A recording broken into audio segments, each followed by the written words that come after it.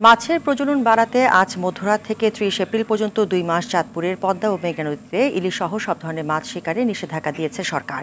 এ সময় নিবন্ধিত জেলেদের প্রত্যেককে ১৬০ কেজি করে চাল দেওয়া হবে। তবে সরকারি সহায়তা আরও বাড়ানোর দাবি জেলেদের। চাঁদপুর থেকে শরীফ চৌধুরীর প্রতিবেদন জানাচ্ছেন সায়েদ মাহমুদ। তীরে ভিড়ছে নৌকা, মাছ ধরার জাল গুছিয়ে নিচ্ছেন জেলেরা। ইলিশ রক্ষায় আগামী ২ মাস চাঁদপুরের মতলবের উত্তর ষাটনল থেকে লক্ষ্মীপুর চর আলেকজান্ডার পর্যন্ত ১০০ কিলোমিটার এলাকায় মাছ ধরা নিষিদ্ধ করেছে সরকার। এ সময় বন্ধ থাকবে ইলিশের কেনাবেচা। জেলা মৎস্য অফিস জানায়, নিষেধাজ্ঞার সময় ও তার আগে পরে মোট ৪ মাস চাঁদপুরের নিবন্ধিত ৪০,০০৫ জন জেলেকে ১৬০ কেজি করে চাল দেওয়া হবে। তবে সরকারি এ সহায়তাকে অপর্যাপ্ত বলছেন জেলেরা।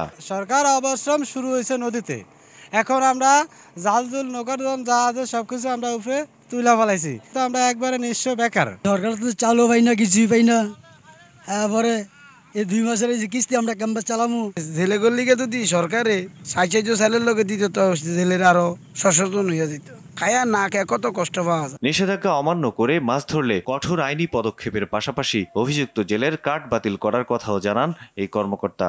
জেলেরা যে বিভিন্ন এনজিও এবং ঋণ নেয় এনজিও থেকে, সেটা থেকে যারা ২ মাস কোনো রকমের কিস্তি না দিতে হয়, এ ব্যাপারে জেলা প্রশাসন থেকে একটা নির্দেশনা দেওয়া হয়েছে। কার্ডধারী কোনো জেলে যদি আইন ভঙ্গ করে তাহলে তার কার্ড বাতিল হতে পারে এবং সামনে কোনো সরকারি অনুদান সে পাবে না। দেশে ইলিশের অন্যতম অভয়াশ্রম চাঁদপুর। জাটকা নিধন ঠেকিয়ে ইলিশের প্রজনন স্বাভাবিক রাখা গেলে মাছ ধরার মৌসুমে এর সুফল পাবে জেলেরাই, এমনটাই বলছে সরকার। সাইয়েদ মাহমুদ, RTV।